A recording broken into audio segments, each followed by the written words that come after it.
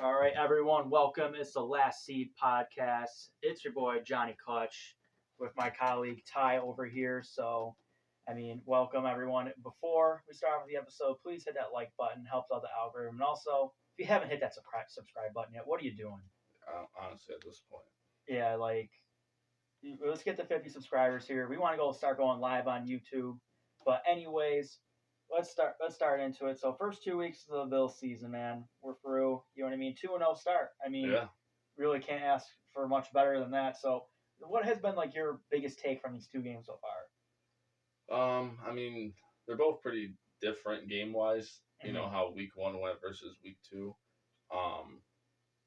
Trying to look at the whole picture of that one, I think the main thing that stands out, which isn't surprising at all, is just the offense. Right. Week one, if it wasn't for the offense, we would have been cooked forever. We would have been cooked in the first quarter. Yeah. Josh put his superhero cape on and went to work, and then last week, Allen didn't even have to do anything. Yeah. We're throwing up 30 plus points, and he doesn't have a rushing touchdown or a passing touchdown. It has 140 yards passing. Yeah. Or something like that. I was honestly surprised it was that much. Yeah. You know what I mean? And that's not to say he had a bad game. We just didn't have to do much. The Jets just looked like they were kind of done at the end of the first quarter. It was just such a night and day difference between the first two games. Like you said, the first game had all the drama and stuff like that. Probably might be game of the year when it's all said and done. Then last week, I remember it was just I didn't even feel like I watched the Bills game, to be honest. In comparison, if by quarter three, I was more so focused on my fantasy teams and stuff like that, other stuff. And okay, what am I doing after the game and stuff like that. So it was definitely nice for them to get a win like that in a short week, for sure, because dealing with a couple injuries like they've been, it's nice to be able to have a nice relaxing game, rest some guys in the fourth quarter, and they took care of business like they should. It was definitely nice to see the defense have a lot better performance. I know you can't really compare the Ravens to the Jets, obviously, but you know what I mean. The Jets played good week one. You know what I mean, offensively. So for us to go in there and hold any quarterback to, I think Fields with 27 yards passing. I know he left in I think it was late third or fourth quarter, but still, they couldn't do anything on offense. So the defense just had their number. It was definitely very reassuring to see that, for sure. But yeah, definitely a great start to the season. So we got to talk a little bit more about the Ravens game, man. Yeah, that was wild. I didn't have faith because neither did I. Because we could not stop these dudes. Not that I didn't lack faith in Josh Allen. It's just that, dude, they were running the ball down our throat the whole game. Henry had an insane game. It just goes out to show the difference. I still hold the opinion that the Ravens have a better roster than us.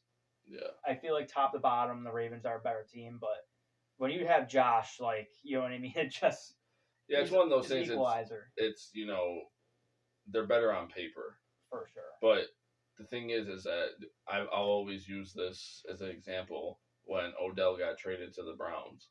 Mm-hmm. I remember it's all over ESPN, everything.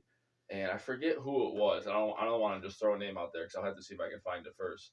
But somebody was like, "Oh man, this Browns roster on paper is just ridiculous now." Mm-hmm. Odell puts them over the top. They're Super Bowl contenders. And I'm like, what? I'm like, you got Odell? Yeah, he's a good player. But I'm like, I don't think you just went to a Super Bowl contender. No. And the Browns didn't even make the playoffs that year. Yeah. And I'm like everyone. I think not everyone, but a lot of people fall in love with that. Looks good on paper, for sure. And it's it doesn't mean anything. No, it doesn't. I will say on the Ravens' defense, they have had a lot more success and that. I totally get it from the standpoint, if you were to tell me the Ravens were the favorite right now before the season, even after that game in the AFC, I don't really have a lot of arguments against that just because their roster and paper. And in my opinion, last year we kind of outperformed that. You know what I mean in terms of us beating them. Because let's look at it like this: the Ravens made a lot of mistakes that game, and they were a Mark Andrews drop away from getting that game to overtime. Mm-hmm. So that's definitely part of it as well. They just make mistakes, even the Henry fumble too. It's just that both of those games we've just taken advantage. Oh yeah, that's the Bills' thing, is just taking the ball away. Mm-hmm. I heard a stat. I think it's 20 plus games down the row they have at least one takeaway. and it's you win the turnover battle, you're winning every game. Yeah, for sure. So, Like if you're not just shooting yourself in the foot and you have a great quarterback in Allen, you know what I mean? It's and that's what the Bills do. I mean, how often do we see the Bills get 10 penalties a game and mhm. all that stuff, and they're well disciplined, and like you said, I mean, it was nice against the Jets because we just got the coast the whole way, Yeah, and it's like if we can do that, it's like we got a pretty favorable schedule. There'll be other games like that, right. where Allen's out in the fourth quarter and stuff like that. I just kind of thought it was funny. No, no hate against like the Ravens and Lamar and stuff Mhm. like that because I like Lamar, but dude, they were up like 20 something points in the fourth quarter with like 4 minutes left, and all the starters are still out there, and he's still throwing touchdown passes. It's Yeah. like, man, you guys like, and then the Ravens fans are gonna be like, oh, Lamar's got the better stats now.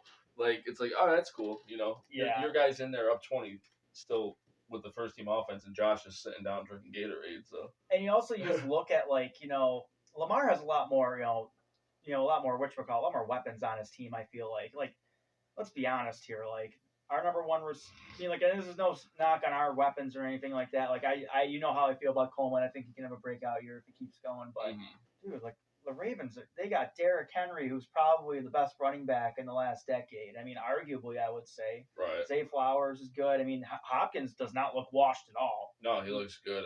I mean, yeah, I like those guys, but behind them, I mean, just me personally, I'm not really a fan of the rest of like Mhm. their guys. Like, I mean, Andrews hasn't done anything. I know it's only the first 2 weeks, but he hasn't done anything. Like Bateman, I feel like it's just hit or miss. Yeah, he's more of a just a deep threat.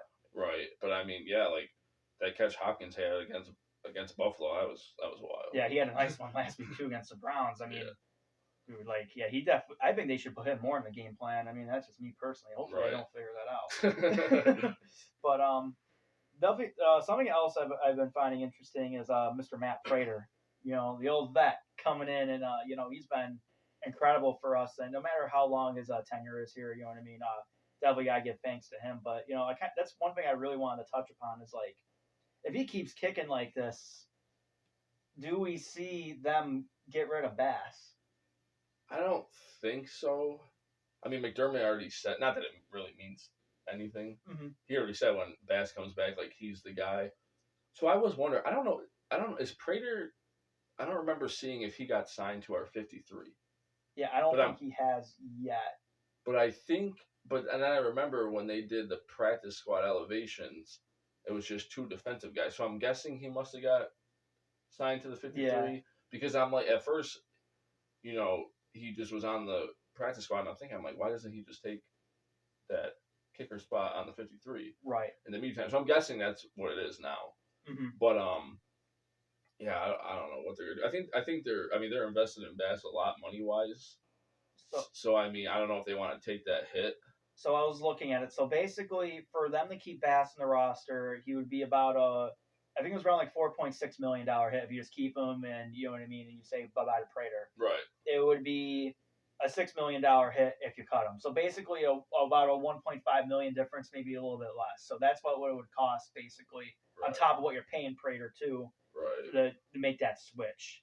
I mean, me personally, I mean, I feel a lot safer when Prater's out there, especially when it's the thing is like the thing I don't get is like when people are talking about like the differences between them, it's just like they say like oh Prater's leg isn't that strong. Number one, Prater's one of the strongest kickers of all time. Like stats tell Mm-hmm. that. I know he's a little bit older now, but I don't. I was looking at the numbers like it looks like there has been no fall off shown in his leg.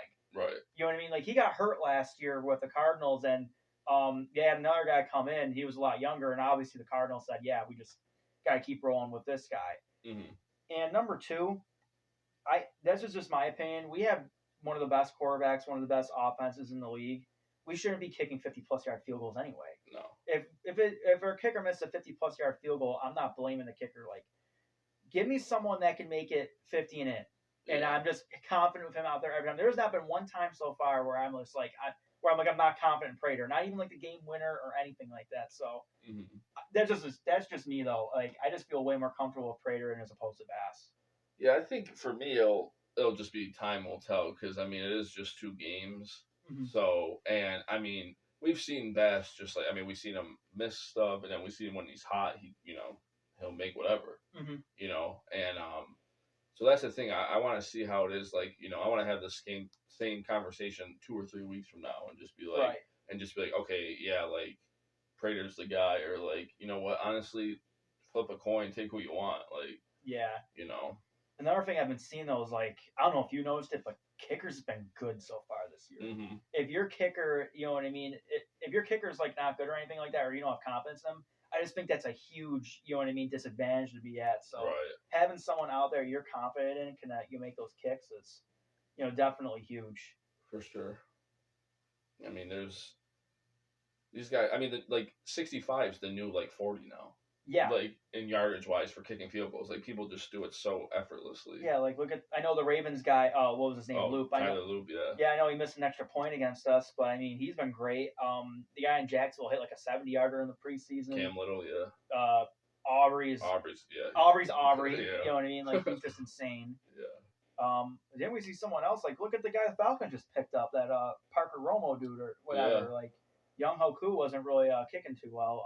And they brought him in. He was lights out. Yeah, on Sunday night. Did you see the post game thing where they got like the game balls after, and there was 3 of them. So it was Bijan got one, that kicker got one, and Leonard Floyd got one. And he knew who Bijan was, but he had no idea who Leonard Floyd was. So like he literally got introduced to Leonard Floyd after the game. Oh man, that's. I think I did see that. That's funny. But man, so speaking of the rest of the league, I kind of want to go through some things. We're gonna do something real quick here. All right. We're gonna go contender or pretender on all the 2-0 teams. Okay, you can move this out the way. Yeah. So. I think this is just another Bill shirt. We just buy them and don't even wear them. Yeah, I mean, well, you just got this one, right? Yeah, that came in the other day. So, okay, so we'll go through them real quick. Okay. So. I don't even know who's 2-0. Okay, so we're gonna go through them. I know a couple teams there. So Buffalo Bills. I mean. Contender. Contender. Yeah. I don't think we really have to bring that one up. LA Chargers, contender or pretender? Are we talking like contender as in what, like playoffs or Super Bowl? In terms of, do you think that this team can at least make a deep playoff run? Like, do you think that, speaking from a Bills fan perspective, are you threatened by them in the AFC? I think the Chargers can make a run. I would say contender. They can make a run. I'm not threatened by them if the Bills play them, but I mean that division, like KC doesn't look good at all right now, and it's like that's a division. Like if they won it this year, I'm not gonna sit here and be like, holy cow, I'm surprised. Right. I would say contender. I would say contender as well. I'm really, really impressed. So look at this. Like Keenan Allen was someone that they just picked off. He was a training camp pickup, and it looks great. Like he would have never came back if Mike Williams had never retired. I think he's making a huge difference. Herbert's my fantasy quarterback. He's been balling out. Yeah, he's been playing great. I mean, they definitely have changing philosophies there. They've definitely gone from a run-heavy offense to a pass-heavy offense, I think. Mm-hmm. Just going with their personnel. They have a great receiving core, and obviously you got Herbert. So right. I'm going to say contender for them. So here's an interesting one, especially what happened on their game on Sunday. Cincinnati Bengals. So Burrow's out, what did they say, at least 3 months? 3 months, so probably a December return. I got to see. Let me look up their schedule real quick. Yeah, so here, I'll do you have it? Yeah, I got it. So let me. Because Browning, I mean, that guy, what did he come in last year and was over 500 starting as a quarterback? Yeah, so basically, yeah, if he can keep them like their head above water, we'll see. So in Minnesota, you're playing Carson Wentz. Yeah.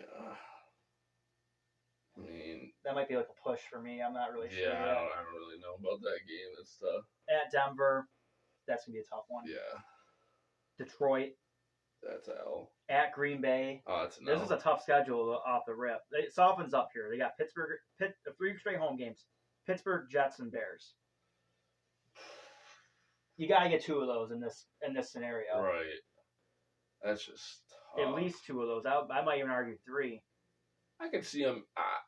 I'll go in the middle if that's possible. I could see them like being like a wild card team. Yeah, and then to round it out up until December, so Burrow might come back the 7th against us. Versus us, yeah. Of course. But then they got Pittsburgh, New England, and Baltimore. I can see them being like a wild card team. Yeah. Like maybe 9 wins or something like that. The key for them is going to be that Denver, Detroit, Green Bay. They can't lose all 3. Yeah. They got to at least steal 1. Right. And then that easy stretch they got to take advantage of. I'm going to say they're a contender just because their offense is just so potent. Mm-hmm. We'll see how their defense goes. Their defense is definitely have to step up now and at least be league average because you're not going to have Burrow, you know what I mean, in there anymore. Another interesting one. We got the Colts. Nah, I'm gonna say pretender. I'm going to say pretender so far too, but I think they can win that division though. Yeah, that division, it's not a hard division. No. So, I mean, they definitely could. It's just, I feel like once they get into, like, they'll play, like, some tough matchup round one of the playoffs and probably get bounced out. Like, I don't trust them against the Chargers right now. I don't think I even trust them against the Bengals with Joe Burrow. I don't trust them against the Ravens. Right. So if I don't trust you against those teams, I don't trust them against us either. Right. So if I don't trust you against those teams, I think they can possibly be, like, on the cusp maybe. I got to see more from Daniel Jones, but hey, Daniel Jones played great so far. There's been a redemption quarterback every year. This could be He's been doing his thing, so this could be Daniel Jones' redemption year. So we're gonna switch over to the NFC now. Eagles contender. Yeah, that's pretty self-explanatory. So we got 3 teams in the NFC West that are already 2-0. San Francisco, first one. Mac Jones looked pretty good. Yeah, so they're dealing with a lot of injuries right now. That's another team I could see like a wild card. If the injuries just keep flowing how it is, I feel like they're just gonna eventually just run out at some point. Yeah. Like this is a tough one. Yeah, that's a tough. This might be the toughest one we've had so far. Yeah. Yeah, I don't know. I mean, if they're sitting there at 2-0 with a fully healthy roster, it's a different story. For sure. You know. Thank you. We gotta get Kittle back. I'm gonna lean in towards contender just a little bit. I think they're gonna get healthy, and I think they have a soft schedule too. Yeah. So let's go Arizona now at 2-0. Kind of had a cake schedule the first couple of weeks, so we got to take that into consideration here. Yeah, I know they played the Saints week 1. And then they almost blew it against the Panthers and only won by a combined 12 points. So yeah, I'm going pretender. Yeah, I just can't say I'm sold on the Cardinals yet. Maybe they'll do something different this week. Who do they play this week? They play San Fran. So, that'll be a good one. Yeah, so we'll see if they can get a better performance there. Then we got the Rams, 2-0. I'll say contender. I'll say contender as well. I mean, I think Sean McVay is the best coach in the league. It's my personal opinion. You know what I mean? I'm gonna say contender. I think they're gonna be on the rise. I can see definitely them getting back in a divisional round where they go farther than that. We'll see. Right. Green Bay. Best team in the NFC. Green Bay. Dude, I let you know. You liked Green Bay before the season, so why would you come off it now? I liked them before the season, before they got Parsons and them beat Detroit like that week 1. I don't even think everyone was talking like, the Ben Johnson's on there. I don't think that was that at all. I think Green Bay's just really good. Yeah, and look what Detroit did last week. They threw up, like 51? Yeah, so, I'm going to say contender as well. Green Bay is definitely up. You definitely were right on Green Bay, because I would like Minnesota a little better, but it looks like Minnesota's got a lot of quarterback trouble this year. I thought McCarthy would be better in that system. I'm not sold on them at all. Yeah, I'm sold on the rest of their roster. Yeah. Quarterback just looks like a mess right now. Yeah, that and now your running back's hurt, but Jordan Mason's going to be fine. Well, he'll be fine. Last but not least, Tampa Bay at 2-0. Tampa Bay contender. I think they can win that division. So contender as well. I like their roster. Chris Godwin coming back is definitely going to help out a lot. Buka, man. Yeah, they 3 touchdowns in 2 games. So you're telling me when Godwin comes back in 3 receiver sets, you're going to have Evans, Godwin, Buka, right? Rashad White and Bucky Irving in the backfield. Dude, Rashad White, man, that dude's like. I feel like people like. I don't want to say like we're forgetting about him because of Bucky, but like maybe we're just like kind of looking past him. Dude, was that the game last night? Yeah. Yeah. Dude, he looked great. That's like the best he's looked in a while too. So. Yeah. So I mean, you got both those guys. Bucky Irvin's great too. So. Yeah. So got both those guys running good, but to end off the show, we'll switch back to the Bills here. You know what I mean? I like them. So we got a game Thursday night, short week. What's your take going into this one? Just we're still on cruise control from last week. So you think they're a cruise control game? Oh yeah. Miami. I don't think any Bills fans are worried about Miami. Me neither. I mean, we know what their offense can be when they're on the right foot. But I mean, that team is just such a disaster, dude. The Like locker room. in the locker room, they're talking like the fans. Did you see they had planes flying around with like the message like fire McDaniel and Greer or whatever? So I was going to get into that. So let's just say Miami hypothetically lays an egg on Thursday. Long week for them. Yeah. Do you think Mike McDaniel survives the game if they really lay an egg on Thursday? So I got two sides to this. If they really want him gone, he'll be gone like Thursday night, Friday morning. Yes. Because this is the perfect opportunity. Like, no offense, like I don't think anyone really thinks Miami's gonna stand a chance in Buffalo. Anything can happen. Mm-hmm. The one thing I will say, they're a desperate team. Right. They're 0-2. The season's on the line for him. There's a big difference between going 0-3 and 1-2. Right. But if they really want him gone and they lose to the Bills Thursday, there's your chance. Like now, if you're just like, hey, we know the Bills are a good team, and like behind closed doors, they're like, okay, we really don't want him gone. I don't think so. But then the week after, I forget who they played. Someone easy, I think. And then it's like, if you're going up against these easy teams and you're still not showing anything, I think then you look at who they play. I thought, I don't think I have it pulled up still. Let me see. No, I don't have it pulled up. I can get them. They play the Jets. So that on Monday, it's an even longer week too. Thursday to Monday night. Yeah, and so it's against the Jets. So I think if Miami plays a good game against us and loses, I think McDaniel will be safe for the time being. But if they lay an egg, you get a long week. This is probably like the perfect time to transition to a new coach if you do want to make that change. Right, that makes sense. But we'll end it on that. Thanks everyone for popping in. To everyone that watched the show. Again, hit that subscribe button before you leave. Jump off your couch, like do like a vintage like a swanton bomb on it. Do it to Shawn Michaels' elbow on it. Yeah, that too. Or you can do like a frog splash on it. Yeah, that would work. But until next time, peace out. Go Bills.